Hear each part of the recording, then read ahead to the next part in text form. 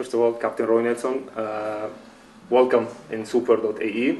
We are the national sport website of Abu Dhabi Media Company. My name is Hajjar, and it's an honor. Let us start the interview.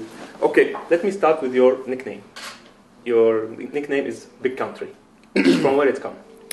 It came from I was a good wrestler, and then everybody, like back in the States, you're usually a good wrestler, like because back in like college time, so it was like they thought I was like from like Oklahoma, like the United States of Midwest. Okay. And the more I fought it, the more it stuck. They just thought I was a really good wrestler from the Midwest, so that's how I got Big Country. Like, can I ask you something? Did you play Kung Fu? As I saw in your resume, you played Kung Fu in the Shaolin Kung Fu or something. Yeah, no, I've done Shaolin Kung Fu, Praying Mantis, Trolley Foot, Tai Chi. I've done pretty much all. This is really interesting. Why you are choosing why you played Kung Fu, and how Kung Fu will help you in MMA? For myself, like with Kung Fu, it was more. It was different than karate. Kung Fu was more circular, while karate is kind of more linear, straight back and forth. Kung Fu had more roots, like more. There was more history behind it, like with the Shaolin monks and like with how the Shaolin monks would help people. Like there was just so much more to it with Bodhidharma, with chi and like meditation and whatnot, and that was 10 times better than like what I got from other martial arts. Did it help you in MMA? Because Kung Fu is something depending on control yourself. It's something different than the violent playing in MMA. How it helped you in MMA? I think Kung Fu's like helped me from the spiritual standpoint, from like the mental of the mind, body, and spirit type of thing from martial arts, where it's kind of Kung Fu's kind of made me adapt to my environment. And Kung Fu is like you got Northern Kung Fu or Northern Shaolin, where it's more hilly and stuff, so they do more jump kicks and whatnot. And then you got Southern Kung Fu, where it's more like swamp area, so they do more upper body stuff, no kicks. So it's kind of an adaptation of your environment. Okay. Let us see. You won 19 games, 12 knockout. You have 4 times best knockout and 5 submissions. And you are a jiu-jitsu player. This is something really interesting. You are a jiu-jitsu player usually won by submission because they are skills in the ground or something. So this is and you didn't lose except you didn't lose except 1 in knockout and 8 by judges. So tell us about this knockout issue. Your technique? How do you like? I think it was like my first 5 fights. All I did was submit people. Like I just went out and just wrestled and submitted them, using my jiu-jitsu. And then I think the next fight, I knocked my guy out, and then I was like, that's so much easier. So I just been knocking people out ever since because it was just easier. Okay, well, let me talk a little bit about your next fight with Noughiera.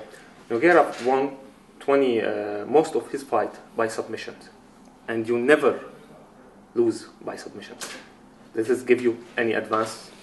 No, the one thing about Noughiera is like he's a great submission artist, and he's also knocked people out. So, and he's a champion. So, when you know another champion's coming at you, you have to be ready for everything. You have a black belt in jiu-jitsu. Okay, why you choose jiu-jitsu?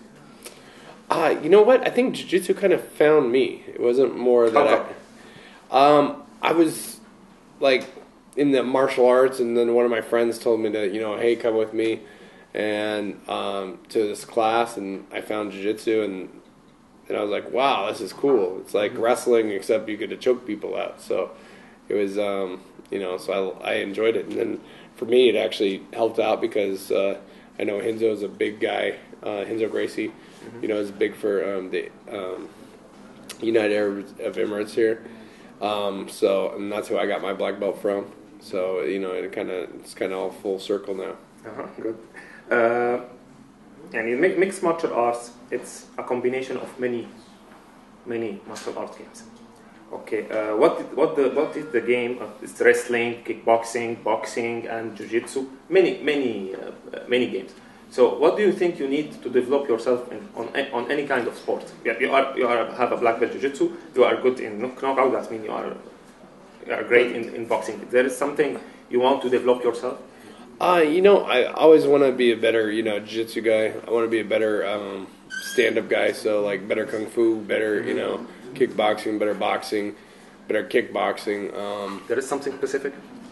A specific game? Not for myself, there's not really a specific. I think it all depends on who you're fighting. Like, if a guy is really good at striking and he's not so good at wrestling, then you want to wrestle more. And then if he's okay, you know, here, but great jiu-jitsu, then you want to keep it here. You know, it's kind of, you want to play in what you're good at and what they're bad at. Okay, you have been here in Abu Dhabi before. You have been here. This is my first time. This is your first time? First time. What did you see? What's your impression about Abu Dhabi? I actually haven't seen much. I've seen the airport and my hotel. So, what do you want to see? You know what? I would just kind of like the one thing that I was actually impressed is the architecture here. It's very different from the States. What do you know about the martial arts here? What I know is, for me, like, what it kind of got me into jiu-jitsu and, like, submission grappling was the ADCC. Like, I competed, you know, in the ADCC, you know, in 2003 in Brazil. And, like, so that was, like, my thing was always to do the Olympics of submission wrestling, which is the ADCC. Great. Can I ask you, what is your next ambition? What is something you didn't do and you want to do? My ambition is to fight for the belt in the UFC, and then basically, you know, have it, and then that's like one of my goals. Like, I've already gotten other organizations where I've actually fought in. I've won the belt. Now I'm just want to kind of do it in the UFC, like Big Nog. Every organization that he's been in, he's won the belt. Now, this is the only organization I haven't been in that I haven't won the belt, and that's the one thing I want to get on my mantle. Okay, that's great. Let me ask you the last question. Besides MMA, do you like other sports? Yeah, no, I like all, like, MMA is kind of engulfed my life. So, like, I used to love, like, playing basketball. When I was younger, I always played regular football. Regular football. And then, American football? No, regular football. Soccer. Good. And then when I got older, I played American football. It was all right. But my biggest two sports I was really good at was baseball. Great. And basketball. Those are. Do you know any team on soccer? Do you like any international team on soccer? Or do you have any favorite players? I don't actually have, you know, the only fun thing that I've ever played that was really cool that was different was rugby.